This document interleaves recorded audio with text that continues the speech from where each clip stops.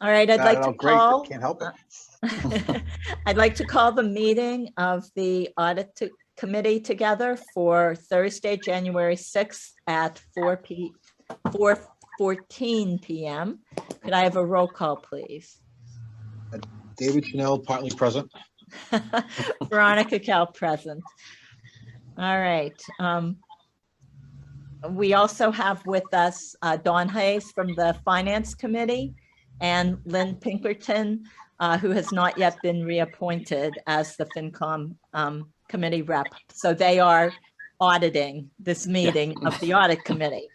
So, all right, I'd like to announce that the meeting is being recorded and it will be posted on YouTube after the fact. I have no additions or deletions to the agenda. Dave, how about you? No, everything looked fine. Yep. Okay. I sent out the meeting minutes, sorry, just yesterday for 11/9/2021. I am still delinquent in doing May 5th and the one in August 28th, I think it is. So might be August 19th, I forget. But we have the recordings, thank goodness, and I have my handwritten notes, so I will get those done. But do we have a motion to approve the minutes from 11/8/9? This is the meeting where we looked at the, we discussed the auditors, the firms that we were considering. Yeah, we picked the 5 that we have listed down. I'll make a motion. We approve the minutes for November 9th. Well, actually, there is a correction. If you look on the top right left corner. Oh, did I not edit it? Say that again. It says 10/28. It says 11/9-29/21. It's like that song in the year 2020. Okay. I will fix the date in the upper left. If I'm alive back then, but there's some kind of magic going on. All right. Thank you for noticing that. When you write the minutes. So with the correction, I'll make a motion. We approve the minutes for November 9th, 2021. And I will second that motion. All in favor? Aye. And Veronica Cal, yes. So the meeting minutes are approved with the correction of fixing the date in the upper left-hand corner. All right. So moving on to discussing the inquiry letter, which is really a memo, and the RFP. So 5 and 6, we're going to take together, kind of. I did the RFP first. I looked through everything that we had been sent from other towns, and I liked Carlisle the best, so I edited it to fit us. Okay. I sent it to Terry, to Ross, and to our new treasurer, Melissa, who just started on Monday. And the only person who got back to me with comments was Melissa, and she said it looked okay. My question was under B, the description of records. I took what I think happens in town. We are different from Carlisle. In Carlisle, so if you look at what we have from them that I sent out in December, they have boards that hire their own admins without being appointed by the selectmen. We're different. Everybody gets appointed by the selectmen. They also use Munis. We don't use Munis. And so I was taking what I believe is the way we do accounting and bringing in data, in data funds. And Melissa looked at it and said it was fine, but did you guys have a chance to look at it? Myself, I did read through. I have some comments throughout the reason why I didn't respond to you yesterday was because that's an open meeting law violation. Yes, that is correct. So we have to talk today. That's right. Yeah. So what do you have? You want me to just go through it? Yeah, if you don't mind. No, I don't have anything on. So the first question I have is in the first page, first paragraph, it says, third paragraph, it says renewals, 2 1-year renewals thereafter if mutually agreed upon. So I don't know why we would have that. Is that a mutually opt-in, opt-out provision? That is what that is. So, and this is different from what the town has done in the past, but I left that in there. Carlisle did it that way. So if we can take this out. I'm not tied to it at all, Okay. but this is, so it would be a definite for FY22. And then they would bid for FY23 and FY24, but it is a mutually agreed upon renewal. So I left that in there. We can take that out if that's not what we think is a good idea, but I left that in there. So I kind of liken it to like a sports contract where you have an opt-in, opt-out provision for a player or the team, and if it's a mutually agreed upon, I don't know if it has any value. So I guess the question we have is, do we want to lock in the successor auditor, whatever that is? Do we want to lock them in for 3 years as opposed to one year definitely and 2 potential? What happens if they let's say they give us a we have 5 bids and we pick the one that's appropriate, and it's very aggressive on the pricing because they wanted our business. And then the second year they say, the heck with you guys. It really wasn't a moneymaker for us. We're going to back out of it. Well, it has to be mutually agreed. Well, that's not, so you're saying mutually agreed. So if they want to opt out, we have to agree to let them out? That's how I understood that. Is that wrong? Also, if we don't want them, they have to agree. Right. Yeah, so you're right. Is there any value to that? Yeah, I don't think there's any value to that. Okay, then. Versus just a 3-year contract. I would just, instead of renewals, I would just leave it at, this is and you say it throughout the document, this is basically a 3-year consecutive years beginning with the fiscal year, blah, blah, blah. And just take that line out. That's what I would do. Because I don't know if that has any value to it, nor do I, even if it has value, I don't know. Okay, I can agree to that. I'm okay with that. Dawn and Lynn, what do you guys think? You're here. We'll listen to you. No, I came up with the same thing. I was confused with that. And I would agree with him, and I'd take that line out. Okay, I will do that. It was in the Carlisle one. So I'm not wedded to anything. So it's not it's just something to talk about. So if we don't think I am so grateful you did this. This is a Herculean effort. I mean, I got the list and went through and kind of vented them out, but you did the lion's share right here, girl. This was great. It had to be done, and it wasn't going to get done if someone didn't do it. So here it is, but it's not like. And if there was one from a different town that you liked better, I looked at Hadley, but I just liked this one. No, this is nice. This was good. I appreciate. This was great. So the next one I have is page 2. Just got to move by paragraph number 2, last sentence. It says this draft shall be submitted to the town in time to allow ample review and corrections. Yeah. I just think that's kind of a wishy-washy term. I mean, yeah, I would say, sorry. What do you think, I had put mine was time frames question mark. It's sort of open ended. There's nothing measurable, like 3 months before or 2 months after. It's kind of like, but we also later in it define. Dictate the timeline in a separate provision. I see that, but whenever I'm doing contracts, I don't like those terms that are open ended and can be read multiple ways. Right, because if you look at it here and go to this paragraph, you can say, it's kind of like. I think that there's got to be something on both parts. Some of the things we're providing, it tells us we're going to provide them. It's kind of like if we're late in doing that, they may be late in coming back to us. So we got to make sure it's your tied. world.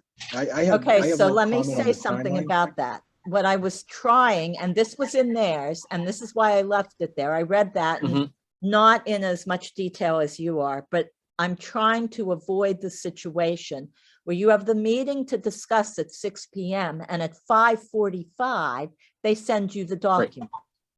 Right. So can we say, 10 days before, what, is 10 10 days. days is a lot, Dawn. I wouldn't go with okay. 10, but I would say 5 business days, maybe. Okay.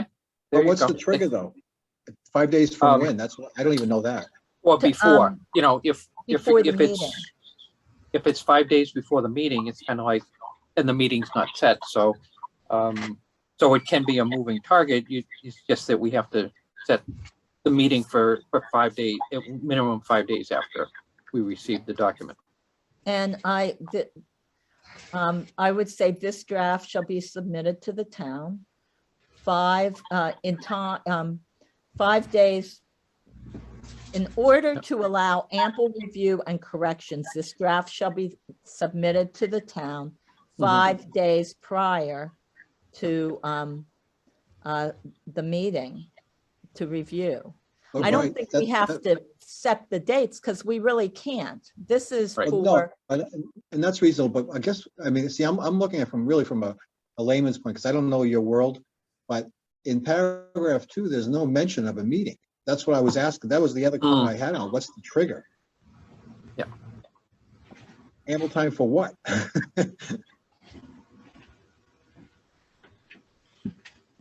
So, I mean, if leaving it is ample time. okay, it's to the allow ample sentence review and before corrections. that, David. Mhm. It's the sentence before.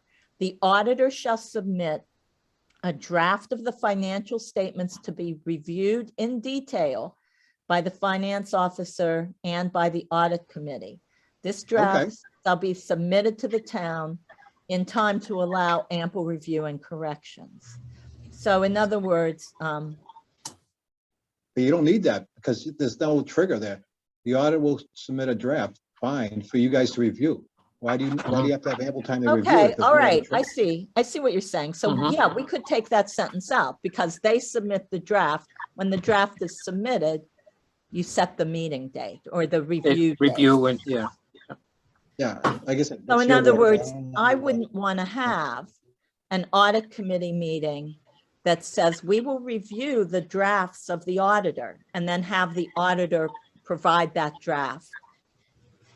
So I Mhm. guess this leaves it open-ended for the auditor to provide you with the drafts of the financial statement and then you set the meeting date.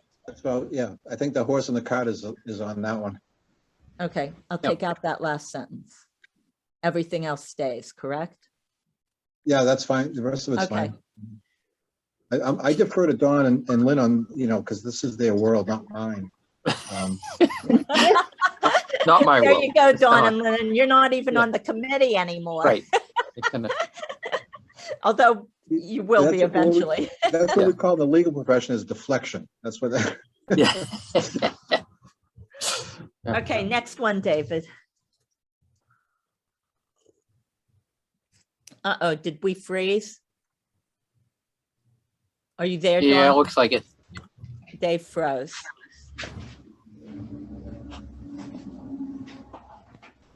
Oh, he's back. Okay, good. You froze for a minute there. Oh, well, I'm working on internet. I don't even have Wi-Fi right now. So I'm surprised You're it's working. going off the satellites here then, or Yeah. the towers. Okay, so what's next? Paragraph number 6. Okay, You're giving them an opportunity to cry for more money after they've given us a hard contract. yes. But if they see something that they say, we need to look into this further. Are you willing to, so this is how I read it, okay? Should circumstances arrive during the audit that require significant additional work to be performed in excess of the amount set forth, additional costs shall be negotiated prior to commencement of the work. So in other words, if they say, we really need to look at how the funds were expended for this grant, but that really wasn't part of the process. Well, that would need to be negotiated between whoever is named the finance officer and the audit committee. It would need to be, and I see the finance we should talk about finance officer in a few minutes later. But anyway, I didn't have a problem like this. Or we could say a separate contract will be submitted for approval by the board. Lynn, I think I'm gonna be logging in with my desktop now, so I can put my. Oh, Got it. Perfect. All right. you're back. So, I've logged in twice. Let me close out of here. Okay.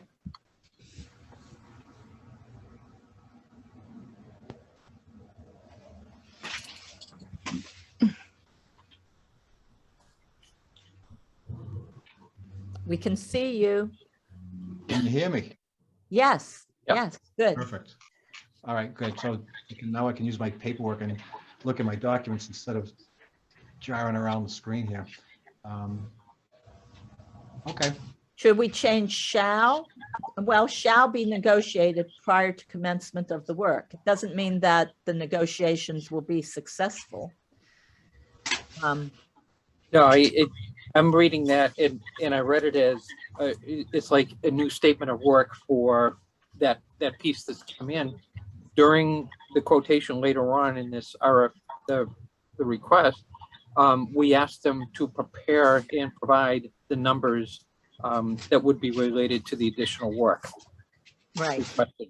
It's a per hour extra under extra audit services on page 10.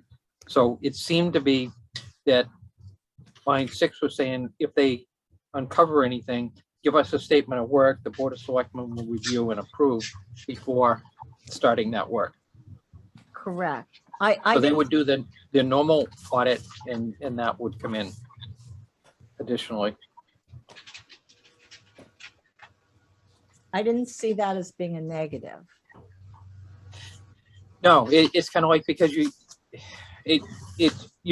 set the trigger that they won't do the additional work and just submit us a bill and say we uncovered this and wanted to dig deeper. So you've identified that they will do their normal audit work, and if there's anything that triggers additional work, they need to come back and get approval before proceeding on it. Right. I guess from my perspective, I was wondering if we give them a 12-page RFP and they go through this whole ordeal of quoting it out, what kind of extra work would they have when they're doing an audit? That they have to bid a quote. You're giving them a way out to low bid and then say, oh, wait a minute. It's like building a house. They forget to quote the second floor, you know, they could come back. Okay, yeah. I see what you're saying. I didn't take it that way. I took it as they would do a normal audit. And I'm if, very critical of contracts. That's what I do. So Yep. I No. always look That's for a way out that the other people can take advantage of. right. So if they bid low, we give them a low quote and they say, oh, wait a minute, this and that was extra work. We need to do an addition. And I don't know the audits. I know the audit that I did for my client security board. We didn't have that language in there. We got quotes from different people. I mean, it's not as big as a town. My budget's 8 million on that board, but we didn't, they gave me a quote of what they were going to do, and that was it. Whatever they have to do to give me the audit, that was the audit. Yep. But that's, like I said, I defer to you guys if you think that's appropriate. I am good with leaving this in here, but I'm no contract expert nor finance expert. So I didn't read this as being I didn't read it as, yeah, you're not going to do the second floor, you're going to low bid. I did not read it that way. I guess I'm being too cynical.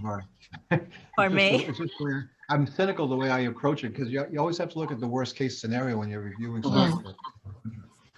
But Well, I thought that further down, you do spell out everything that you want the audit to be. right. Exactly. So then this paragraph doesn't need to be there. Unless they uncover something. This is how Well, they would normally do it anyway. Not necessarily, no. There are things that are outside the scope that they could come, did Lynn freeze now? Yeah, probably so. Yeah. Well, at least you can still hear us. Yeah. Now you're back. Now you're moving again. So I'm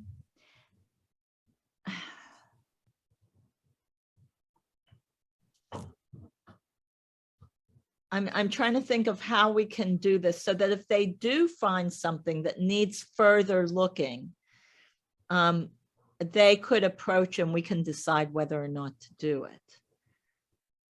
In other words, anything outside the scope of the audit needs to be negotiated as a separate contract.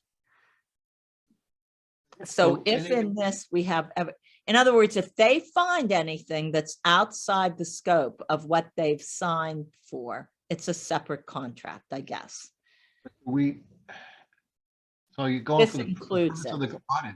If they do exactly what we asked for, which is 12 pages of stuff, what possibly could they find that would require, in going along your thought, what additional work would they need to do that is not provided for within the scope of this contract that would provide the audit? You went at great lengths to enumerate every single aspect of the audit that you want to have done. If you want to have something in there that gives them an out. That's not what I'm looking for. I'm not looking for an out. I read this as you're looking for, everything that's in there is basic stuff, but what if they find something wrong? Then they're obligated to, they're obligated to come back and tell us. Right. All right. Yep. If you guys think we should take this paragraph out and then edit the other part that matches this, I'm okay with it. How about extraordinary circumstance? I mean, I got to qualify. There is language further on that describes if they in my world, if they find a critical error, they would stop. Yeah. They got to report immediately. So in that, they're reporting immediately back to us, and we can have that discussion with them without that, without maybe item 6 being in there. Okay. All right. As long, I don't anticipate that happening, but No. But I think later on we have described that if there is that condition that, they need to alert us immediately if something is significantly wrong, or that they find something in the audit. So what you're saying, Dawn, is that if the further paragraph, they would notify us, and then we don't have any means in the contract to do that, but we could at that point on our own decide what to do in that circumstance. Exactly. So I think of it as the forensic audit that somebody asked for at town meeting. If they come in and say this account really looks out of balance or the amounts, and they need to do a forensic audit, that would be an additional statement of work or contract for just that piece on top of it. So so that's what you're saying, but I think it's covered later on that they'll come to us with what the issue is, and it can be addressed at that point. So are we in agreement then to take out number 6? Yeah. Dave, you're good with that? Yeah. All right, I'll take out number 6. All right, so I have to renumber. It might happen automatically, but anyway. If it's word, yeah. Yeah. All right. All right. Next thing. My next comments are on page 6. I don't know if Dawn or Lynn have any comments before that. I just, based on where we are, I wondered if we were being too tight on page 3 with the assistance to the auditor, specifying that it was going to be a town, definitely a town accountant or a designee. I don't know if we, if Terry's not here or we don't have somebody in position at that time, and we're going to, do we do we want to tie it to a single position, or do we want to say or designate something like that?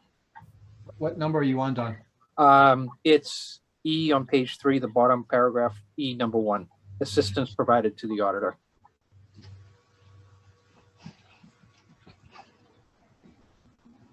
We could just say the designated engagement coordinator Yeah, I'm just, will have you know, responsibilities. Okay. yeah, that's all. It's kind of like I've many times written things entitled to a position, and then something goes awry. Okay, so Don't- I'm don't gonna look edit that, as long as you agree with it too, Dave. The designated, You could almost put a defined term in there up top where you define it in the audit or their designee. And so you don't have to Mhm. change it throughout the document. okay, so Right. that brings me to the finance officer as well. And I had a hard time trying, again, this is how Carlisle does things versus Mhm. us. They have a finance team and they defined a finance officer. We don't have that. You know, they also had a audit committee and an auditor search committee, separate from the audit committee. So in other words, the audit committee does just working with the auditor during the audit to get the information, et cetera. And the finance officer of the audit team provides all this stuff. So so there is a consistency issue throughout here, which I might not have completely covered. Mhm. So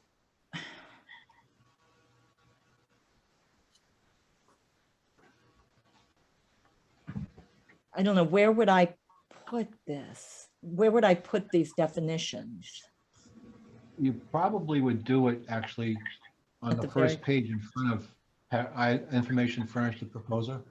We probably put Okay. it right below with Russ Perry, interim administrator. Do have A, B definitions. Yeah, just put a defined terms or something to that extent.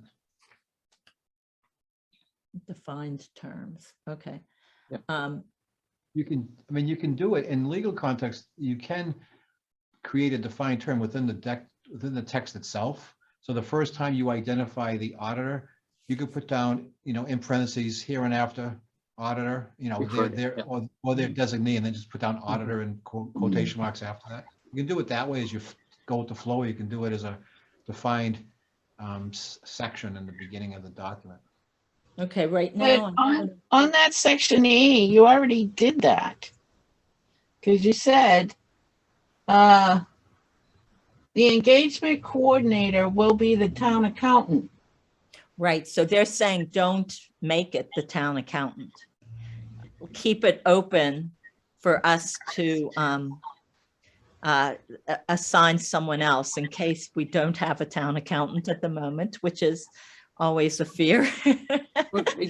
Again, and it may be the assistant town accountant, but you get to that ambiguity of, you know, it's not the title that you had Well, in the why document. can't I just make it, the town will provide an audit engagement coordinator to work directly with the auditor. The designated audit engagement coordinator will have responsibilities for items related to the following without going into the, I think that's, yeah, I think that's fine.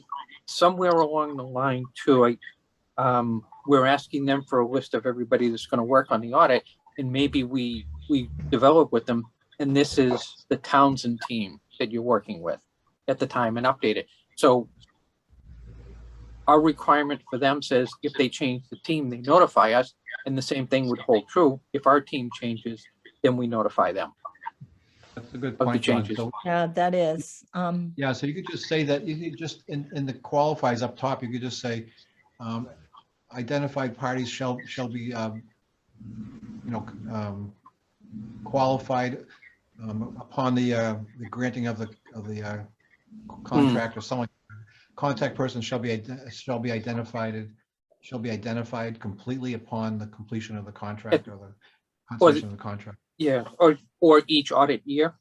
Even. each audit Yeah. year, I'm more, Yeah. yeah, I would identified, then you don't care what it says in in this thing, because you're just using general terms of auditor, town, whatever. Mm-hmm. Yep, town resource, and yeah.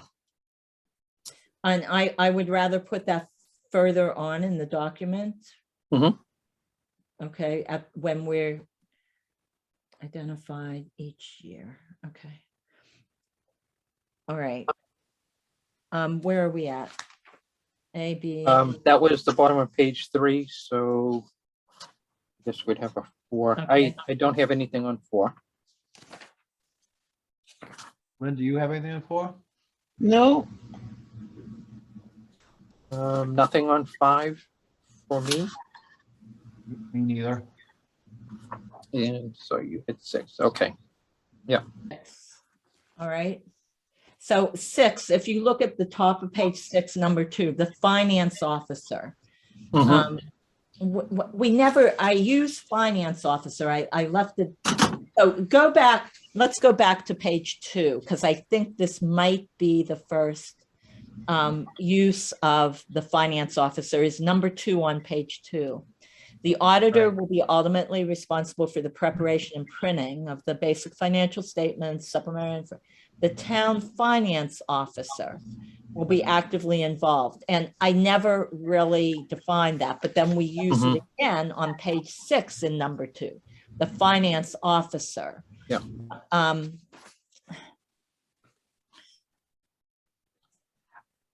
Okay, so maybe we do want those. I have to think about where it makes sense to put finance officer, the town's team, and where it makes sense Right. to define that. Let's keep going. We need to come back to that though.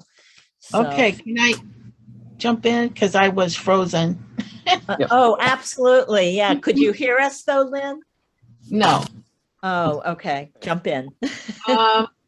For a finance officer, you could put the town audit team. And then you do a flip in the doc. You can run it through and then you don't have to worry about looking for it.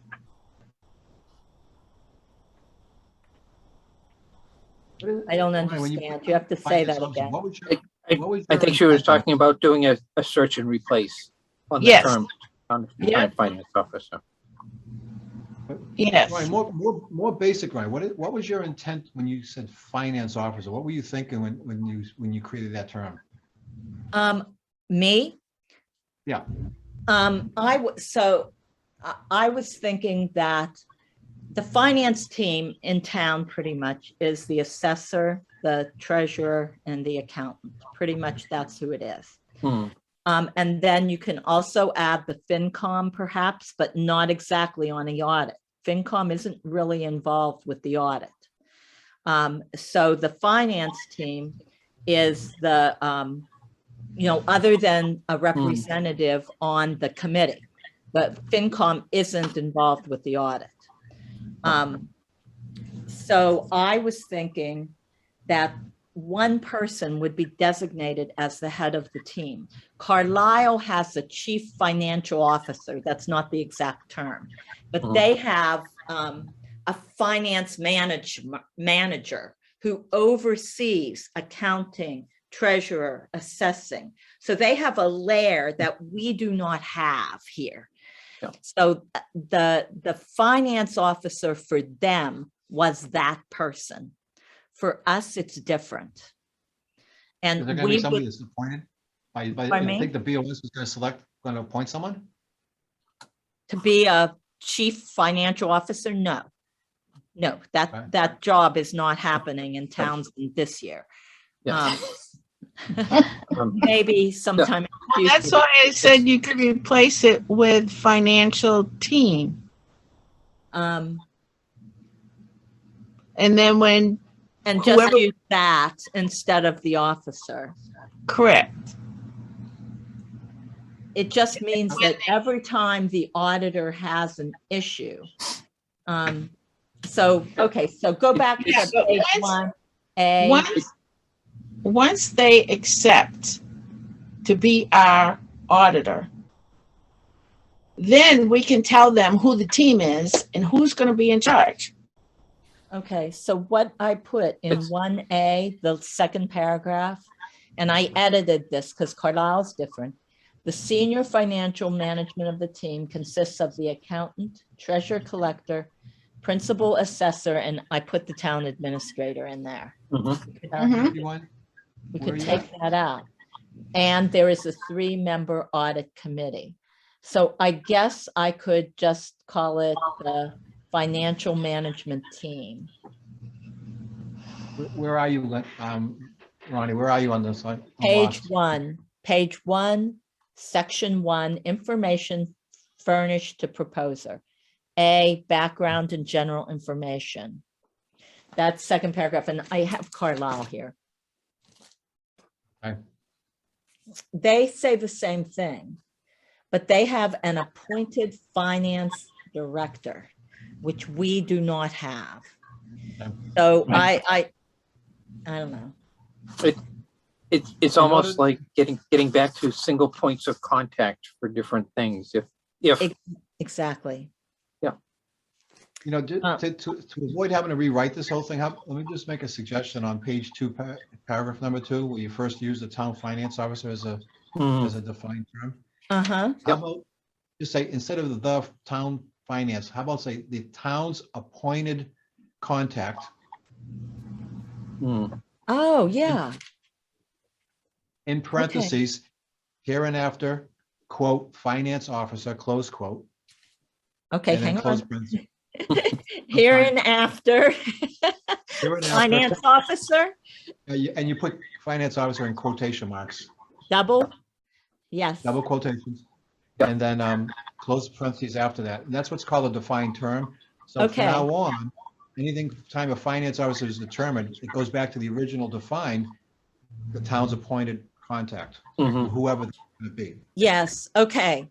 I And- like that. Then Yep. I don't have to change all the finance officers. Right. Even Right. though- That's what it was Right. getting over cumbersome in that. So Yep. Okay, yeah, Do- Yep. that sounds good. Do you need to, in the subsequent places, have the finance officer in quotes or just, no, okay, that's that's it fine. just has to be Yep. capitalized. Yep. Just where I define Okay. it.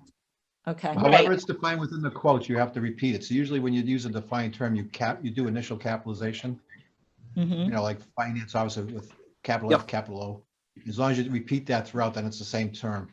Mhm. okay, Yep, and that's what it looks like. perfect. done. That will take care of that question, David. Mhm. Thank you. All right. That should work. Um, okay, go ahead. Dawn, you were on Okay. page 6?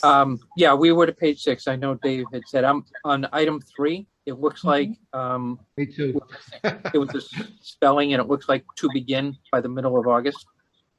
Line 3, last sentence. Further, the town prefers final field work to begin.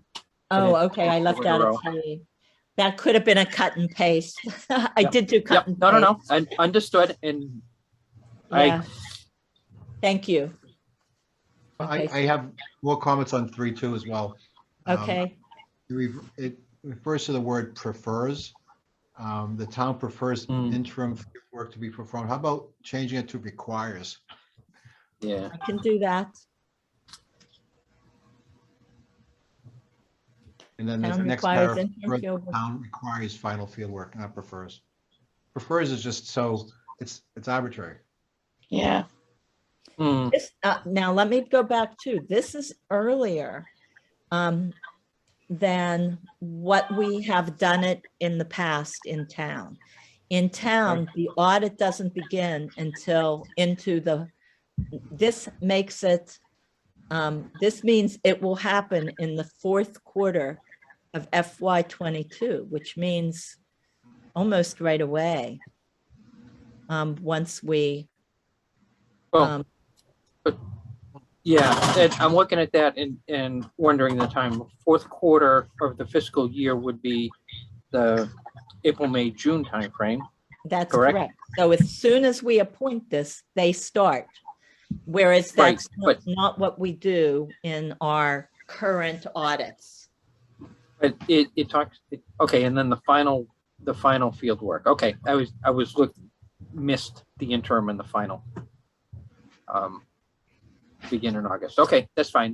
That's the time frame I was looking for. Make sure. So the interim starts in the April to June timeframe, and the final is in August. Yes. So here's the question. So if we change it to requires, see, that could be really, it doesn't mean that you have to do it if you have prefers in there. If you say requires, you do. I kind of want to keep it at prefers. On the interim, maybe, but on the final The field second work, one? yeah, I might change that to require. Okay, so keep the first one prefers, keep the second one requires. Yeah, that would give them the option in the town if we happen to be busy and can't get to the audit and their questions. So we prefer it, but definitely on the final, we want it to be started in mid. So that's the require. Okay. Now this is an aggressive timeline compared to what we've done in the past. Because right now, our audit will be,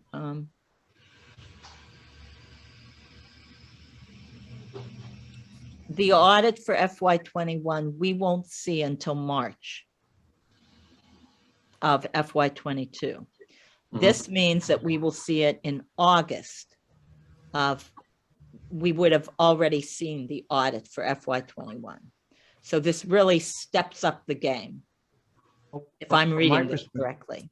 Yeah, from my perspective, when I recommended changing it from prefers to requires, I wasn't using a specific timeline, like whether or not you want to do it in the fourth quarter of the fiscal year or the final field work by the middle of August. Those are more timelines for you guys to do, but I just don't like the word prefers in a contract because it's not, that's all. So if you know, if you don't think it should be done in the fourth quarter of the fiscal year, or maybe it should be done in the first quarter of the following fiscal year, that's, to me, that doesn't, I don't have that knowledge. I just don't like the word prefers versus require, that's all. Okay. I'll leave that up to Dawn as far as the time, when they should have it. Well, I was thinking time-wise and things is probably more vacations happening when you start getting to the July, August timeframe. So town resources would probably be more available to them in that April to June timeframe. Or let's see, are we pushing it? Are the town resources that will be dealing with them going to be under any kind of pressure for annual town meeting or anything? Not for annual town meeting. Okay. Oh, you mean are the resources trying to? Yeah, to trying to support the audit. So if we're asking them to do the work and they're doing it in the fourth quarter, that's when town meeting preparation is. In my mind. And more importantly, the work that happens at the end of the fiscal year to close out the year. Yeah. So, you know, hopefully, I mean, my goal is not to have to do as many transfers around accounts as we've been doing. And so if we are successful in doing that, it's reasonable. If we aren't successful in staying with our budget, it becomes a much bigger issue. And I am hopeful that here, the audit will be done in October. Our audits don't have to be done until March right now.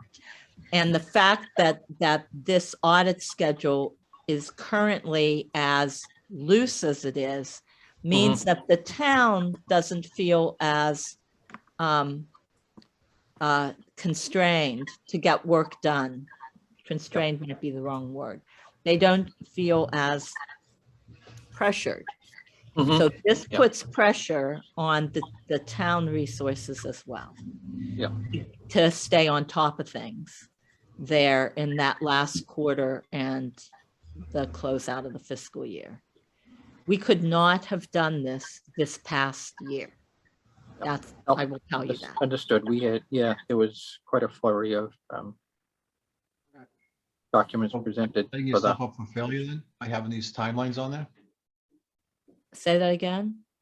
Are you setting yourself up for failure by having in the fourth quarter of the fiscal year and then the middle of August? If we put requires in there, we could be.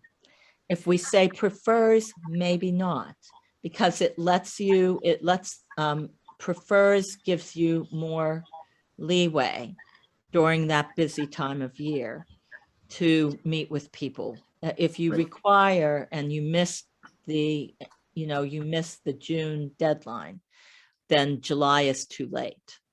On my part, yes, I saw this and I knew what I was doing. Because I knew what happened this past year at the end of the fiscal year. And this would not have been attainable. But we would be in a much better position as a town if in fact we were on top of things all along. And this kind of forces it. And maybe I shouldn't be saying these things. I don't mean to be critical to anybody, but things got moved around a lot, and budgets not necessarily paid attention to. And I at least like budgets. And I like things being paid attention to. And so this is more aggressive than what we've been doing. Where it gets sticky is number 4. The audit must be completed. That's where the requirement comes in. So maybe you don't get to people until July, August. We prefer that it start, but maybe things are such that you can't get it done. And July, August, this is where I could agree with Dawn's require the final field work to begin by the middle of August. I'm not opposed to putting that require in there, because that means that you've done the preliminary stuff ahead of time. But in order to make that number 4, that it must be completed within 4 months following the fiscal year end, that means you have to have it done by October,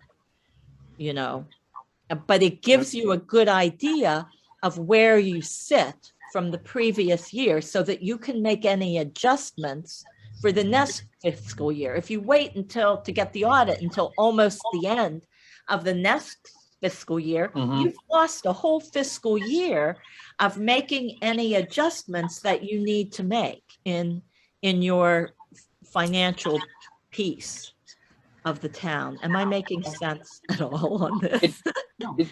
You have number 4, where you say it must be completed, blah, blah, blah, within 4 months. Why do you need number 3?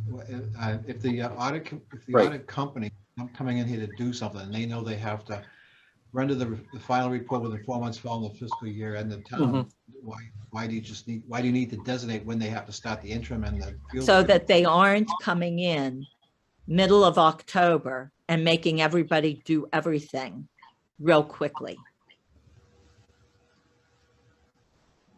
Okay. It's a timeline thing. And so I'm good with the first prefers, and I'm good with changing in number 3, and I'm good with changing the second prefers to require. Because that makes you stick to that timeline. But based on your comments, Veronica, that you said you don't want them jumping on you in a tight month, right? By using the term prefers, they could still put it off to suit their own budget, to suit their own timeline, and then come at you at the very end when you're jammed. So that's, well, they could put it off, but if we require it in August, so I agree with what Dawn said, to make the second one requires. It means that, yeah, they could hold off in the April, May, June timeframe and do it all July, but by August, they have to have done it to have started the final field work. I'll defer to you guys. It's not a term though you generally see in contracts. What do you prefer? This is the proposal. The contract could be different, but this is what we're requesting of them. This is the suggested timeline. And Well, this, this is a contract in reality, because you're putting out a bid for quote, And if they accept it, that's the quote can be held to be a contract. So, whatever you. Okay. Mhm. Offer and compromise, all that kind of stuff. So I'll go with Don if you feel comfortable, because I'm going to be in Maine most of the summer anyway, so I don't care. So Catch me, catch me on the way. It doesn't matter to me. But so I'll go with that. So We'll leave the first keep the one as is first and the one second one- prefers and make Okay. the second one requires. I'm okay with that. Okay. All right. The only other comment I had on this page was number 6, where this is the auditor shall provide 30 bound copies. Hmm. Is that even, I don't know if is that old language? or That do you really is, we can change that. I think they're only required, how many right now? I don't have everything with me. How many do we require now? It's like 4.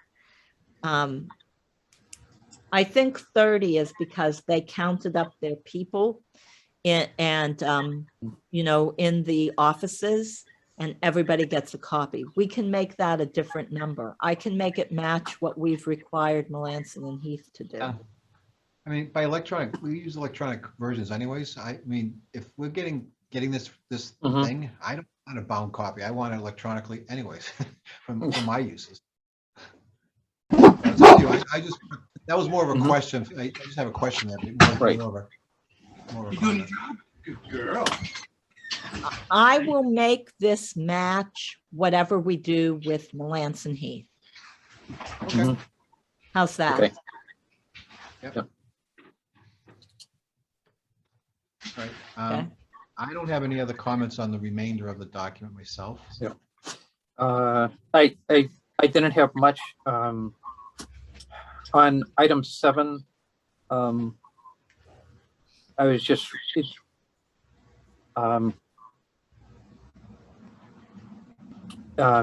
on the auditor, on the auditor shall on number 7. It was kind of it said the auditor shall attend at least 3 meetings with the audit committee each year. In just trying to clarify, is it the fiscal year or the calendar year? And maybe I would have, it's kind of straddles. yeah. Okay. So 1 like in the planning, and 2 as we approach the final report and discuss the. Yeah, The right report. now, see, Yep. with our current auditor, we didn't have an audit committee. Mhm. And they're supposed to report to the Board of Selectmen and the FinCom, I believe it is. Or maybe it's just the Board of Selectmen in that contract. And even that isn't really happening every year. Okay. So this is Yep. just if we're going to have an audit committee, we should Yep. have the audit committee used. So, And again, yeah, it doesn't have to be anything more than Zoom. Meeting is meeting, whether it's in person or In Exactly. parentheses, so it doesn't. yeah, After 3 meetings, I would put down either virtual or in person. I would leave it, I would qualify as virtual or in person, just so there's no question about it. each year, I'll put that in after each year, either virtual Or in person. or in person. Okay. I can do that. All right. I went with March 22nd. Pre-proposal. Oh, I didn't know about number 2, an optional pre-proposal conference. And the reason Mhm. for that is, now we're going to go to the query memo. I worded it such that we would just send out that 1 letter, but I'm thinking we should send the letter and the proposal, the little memo, just a header, and say, we Mhm. are inviting you to submit an RFP, enclosed as the RFP and the management letter and et cetera from the last audit that we have. Mhm. So I guess the question becomes, before we go to number 2, how are we going to send these to people? Well, think about that. So the optional pre-proposal conference at Town Hall, to answer any questions prospective may have in connection with this RFP.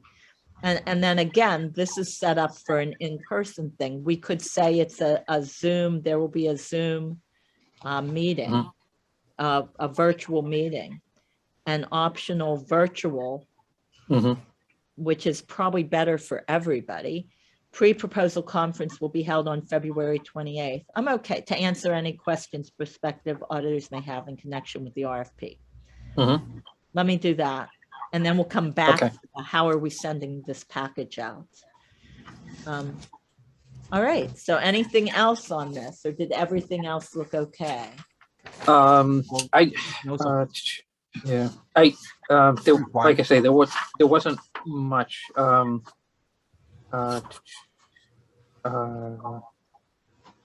I had a note. I put it on page 7, but I think it might go better on page 8 under item G, where we describe the changes in key policy. What I wondered, we're going away from Melanson. Do we want to also specify that somebody from the previous auditor should not be on the team? Or do we just want to define what their work history is, and then we can ask for somebody to be replaced if necessary? You know, what I'm looking for is, if we were looking to get away from Melanson and somebody in the new audit company goes out and says, oh, there's organizations and they talk together. So, what if they hire the same person that's been doing our audit for the last couple of years? We end up with the same auditor. Is that a problem for anybody? I just want to make sure it's not a problem. And if it is, then we make sure we try to address it. Isn't there some sort of statutory requirement on that? Like if you have been auditing this town under Melanson Heath, that you can't come back after a year or 2 years? That's a good point, Dawn. I thought that might be covered by law, kind of like if I've been engaged with, I don't know, some chip company, and then working with someone, and then I go to another chip company, I can't. That's a non-compete clause within the business. It's kind of like, right. I don't know that they would have the same. CPAs and government audits, I don't know if have the same non-compete. That may be, they may have one, but it would be between firms that if you leave our firm, you can't work on the same account. I don't know if they have that. I don't either. I do know when I was looking for a CARES Act consultant, that Melanson Heath could not do it because they are our auditors. Okay. Yep. Now I didn't ask them about, well, what if one of your people leaves and goes to Capital Strategic Solutions? What happens? I didn't ask that question, Yep. And they're the ones that volunteered. When I called them for a quote, they said, we're sorry, we can't do that for you. Right. Yep. So it's a good question, Dawn. Let me check on, because I don't know. Okay. Okay. There is a restriction at the state ethics board that, like, if I as an attorney, if I'm on the zoning board and I tap out, I resign, I'm restricted for 2 years to represent anybody in front of the board. That kind of thing. When I was selectman, same thing. That's the canon of ethics, the state ethics. I don't know if it applies to a CP working for a private entity. Yeah. I don't know that. Veronica, going back to page 6, real quickly, under the general requirements, you have a numbering paragraph issue. Hang on. Page 6, where am I at? Oh, I see. 1, 2, 3. It should be 4, 5. And it continues on to the next page as well. Ooh, thank you for noticing that. Yeah. This is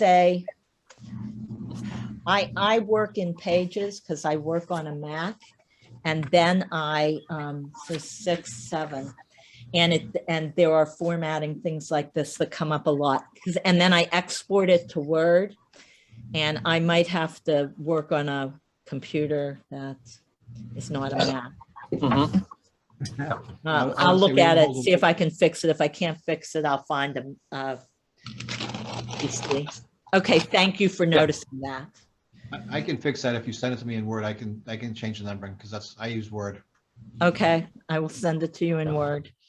Let me make the other changes, and then if I can't fix this one, I'll send it to you, Dave. So Yeah, because I haven't been keeping track of any of the other stuff that Dawn's been talking about. So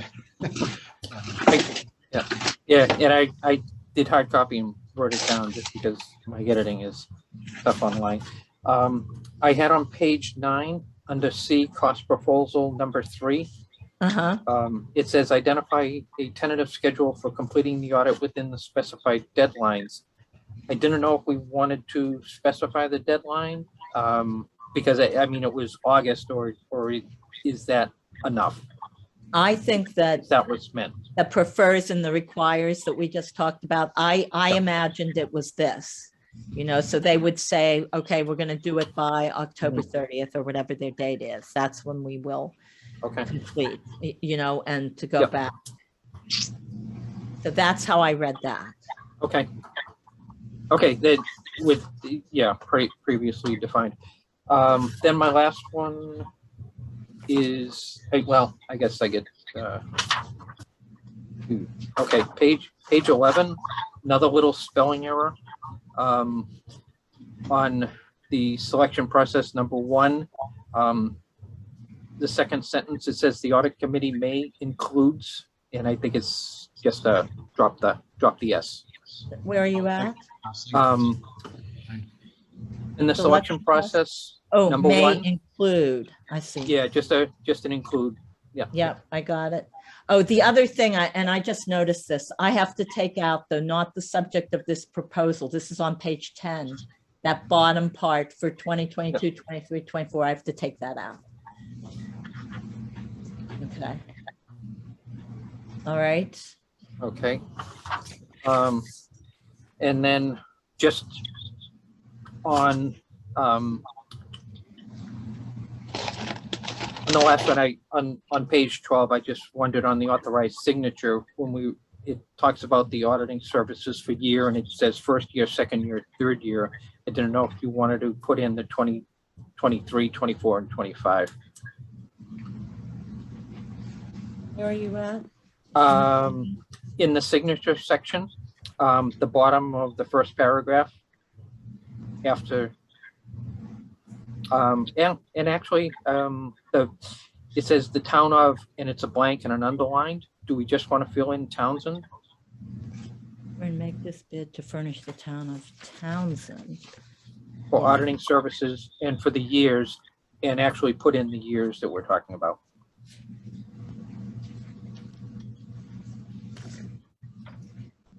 Okay, so the last paragraph there, we therefore offer and make this bid to furnish the town of Townsend. Yeah, you're right. It shouldn't be a blank there. The audit services detailed in this proposal at the prices indicated. Yeah. Why would I change that? Because on page 10, those would be the prices.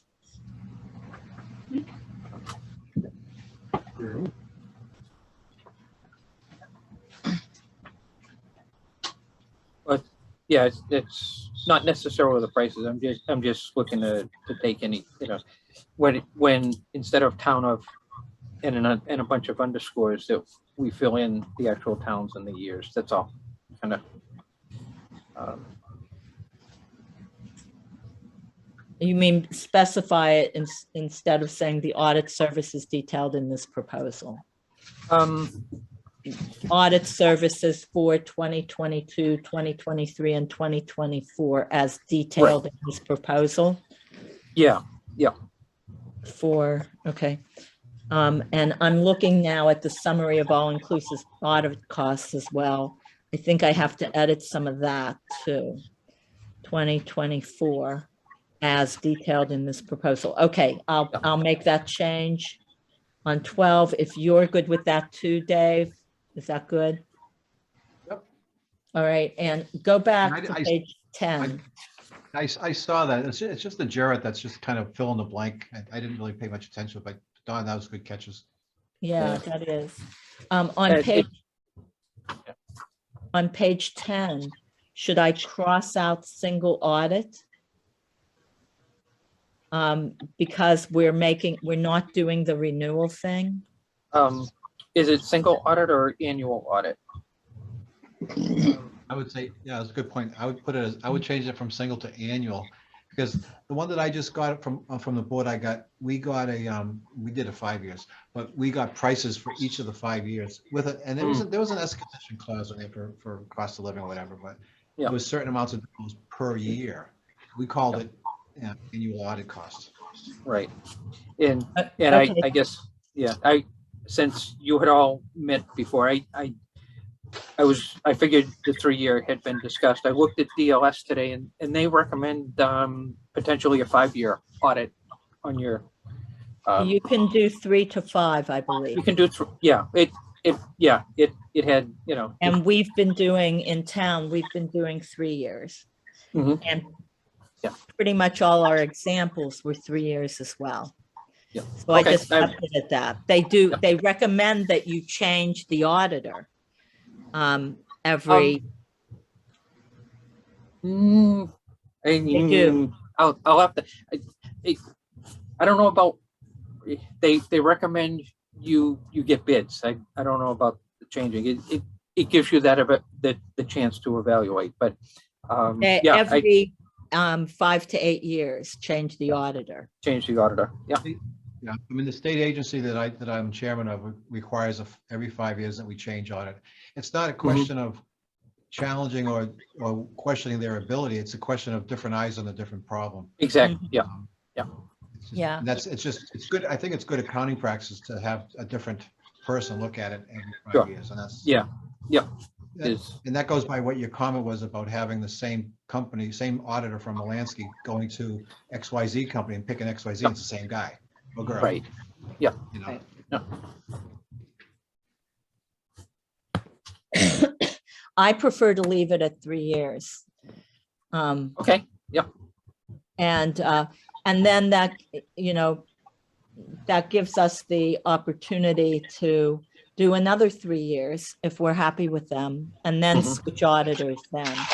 Right. So, Yeah. and we took out the renewal statement. So, so we're tied to them for 3 years, regardless. And Veronica, when you say we, you're not talking about the 4 of us. You're talking about we as a collective town. I mean, the I'm not gonna- town. Yeah, I'm because talking, when I want say to do we, this- I mean the town. Yeah, not us. Listen, I signed up for a year or two in this thing. I'm not gonna. Yeah, we might be gone, next year could be a whole different team. Who I did, knows? I don't know where I'm gonna be. True. Okay. Yeah, I missed the school district thing at the bottom. There was words in the Carlisle thing. They have their own school district. Blah, blah, blah. Yeah. Anyway. Yeah. so, Okay, Kyle. Yeah. Yeah, I'll remove that. All right, and I'll change single audit to annual audit. So, okay. I think we're good. So on this, I'll make these changes and get them back to you. And I'll let you know, Dave, if I need you to do any formatting for me. I'm pretty quick at the formatting, so if you need it, just pass it on. I can take care of that. Okay.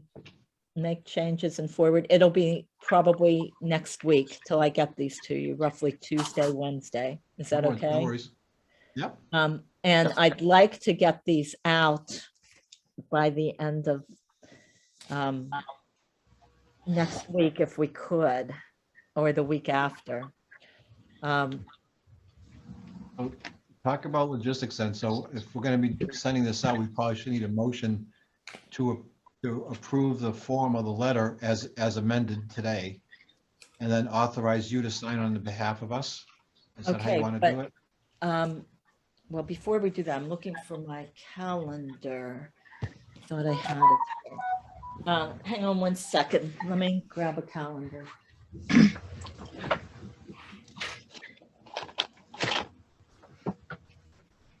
So February 28th is the, and we want to give them enough time to look at this. So,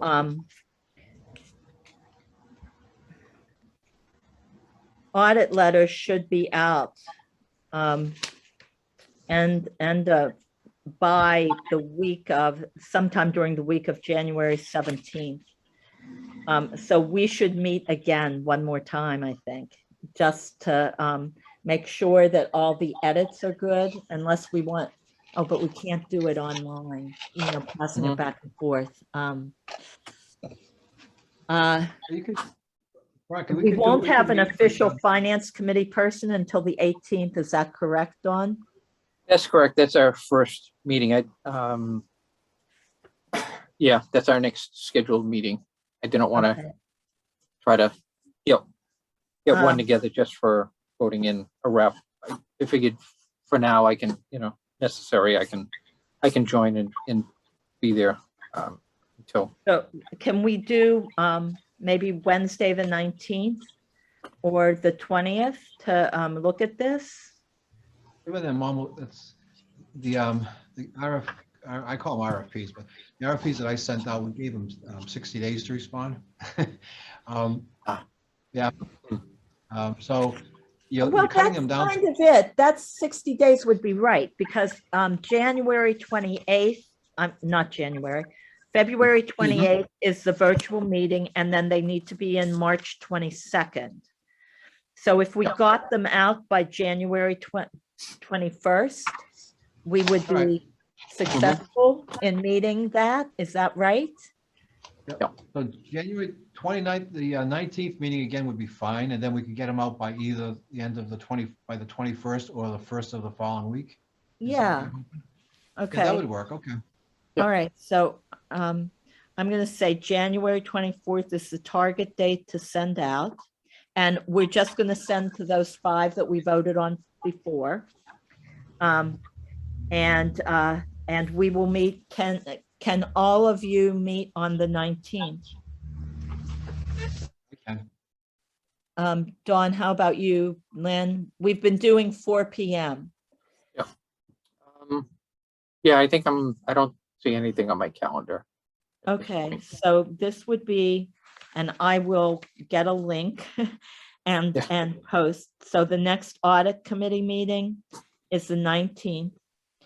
I will update that little cover memo, and we will include the RFP and what we send out to those 5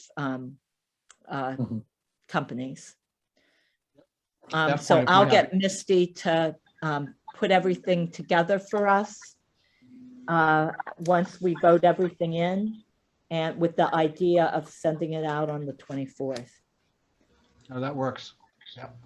All On the right. 19th, we can vote on the final version, even if it's not final, we can vote on it as amended. Yes. That's fine. All right. All right. Next meeting is the 19th at 4 PM. Get link and post.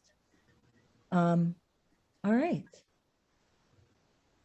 I think good work today, you guys. I think we're under control. There was a lot to get that done, so. Yeah. All right, so I will make the edits and I will get them to all, the 3 of you. We'll meet on the 19th. I'll get them to you mid next week. It'll be by the 12th that I can get that to you. Edits by the 12th so that you have time to review, and we'll meet on the 19th. Yeah, So- I can do the reformatting, within an hour or two. So if you Okay, need that. I'll let you know early next week then, Dave. All All right. All right. So is there anything else that we need to talk about before we adjourn? This is the longest meeting we've had. Yeah. I have a question. Yeah, Lynn, go ahead. Okay, so if the finance committee is going to appoint somebody, then that means I'm no longer on the team? That would be correct if they don't Yep. appoint you. Yes. Right, it's kind of like, and that was my point of the email, Lynn. It's kind of like where they were reappointing for another year. It's not, Yeah. it doesn't align with the finance committee. So, which is going fiscal year to fiscal year. So I just wanted you to have the opportunity that if you didn't want to continue being the rep for the finance committee on there, that you didn't get reappointed for another year. You are certainly welcome to continue representing us. Yeah, but don't I have to be on the finance committee to do that? Well, I think that's what we had when we took the vote to keep you as the audit committee representative for last year. I think it was just, you don't necessarily have to be on the finance committee, but you can report back into the finance committee the results and things that are going on the audit committee. It is so it's almost like you would be on the audit committee, but bringing things from the audit committee back into the finance committee if there's anything we need to address or information to pass back and forth. So you want to think about it for a little bit, and or you want to be done with the audit committee since you're not on finance? I was going to say, Lynn, Well- be careful, they're trying to hook you for another 5 years in the finance. Well, there's openings. I've got appointed to more boards when I wasn't there at the meeting than I can shake a stick at. Mm. No, I just wanted to understand it because it does say that it has to be a person from the finance committee. Oh, okay. It does say that on the audit. Okay. committee. Okay. It's I didn't just that read we that. were midstream and, Yep. you know, anyway. I mean, when Okay. I was appointed, I was on the finance committee. Right. That Yep. is correct. And I Yep. checked in with Andrea and she said, and she checked in with Lynn and I don't know Mhm. what, anyway, Yep. it was, yeah, she stays on until this appoints cycle and I it's up Yeah. to you guys. Yep. So, Okay. then we can thank you for the time that you put in last year and supporting us, and we'll get a member of the current finance committee to step on. All righty. Well, thank you very much for having me. Well, we Thank thank you, you. Lynn. It's kind of like you you did well getting me onboarded so that I can do finance committee stuff now. So Okay. Well, just let us know so that the board is, us being the board of selectmen in this can instance. appoint. just Yep. Let us know and we will appoint and our next meeting will be the next BOS meeting is the 18th, same as your finance. So committee. we'll coming out of our meeting, we'll let you. Russ Let me will. know. I'll put on the agenda, I'll just put appoint finance committee member to the audit Right. committee. Okay. And we'll, update it at the Yep. beginning of the meeting. Right. That will be your changes to the agenda that you didn't know within 48 hours. That is exactly right. So all good. Yep. All right. Well, we need a I have a motion to question. adjourn. Oh, David, go ahead. One question. How often does the BOS meet now? Is it every week, every other week?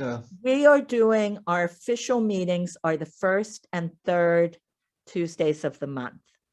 And I've been what time? working pretty hard to try to keep it that way and keep business on that. Sometimes we have to meet another time. If there is an appointment that needs to be made or an executive session that needs to be held or whatever. But I've been trying to keep business to those Tuesday meetings and not Okay. do them separately. We did do those Monday morning ARPA funding meetings. Mm. For every other Monday from October through December 6th, we did those at that point so that I wanted those meetings, two things, during work days so that department heads and other town staff could attend during the workday. And also because Chaz had Mondays off every other week. And so it was better than doing an evening meeting. So it was twofold. You know, he could do it and it allowed town employees to attend during work time, which is what it should be. So in my book anyway. So, but we now have the ARPA stuff will now be discussed in regular first and third meetings. And we're really trying to keep to that. So What time do you guys meet? 6 p.m. Okay. And I was just curious, whose term is up this coming spring? Is it Joe? Joe comes off in April. Yeah. Yep. His term is up. And I think that Kathy announced on Tuesday that is it the 10th? I think it's the 10th that she said that papers could be picked up. You know, if people want to run for selectman, you know, it's open. And I think you need, she said either 40 or 41 signatures. I don't know, she announced it and it's on the website under news.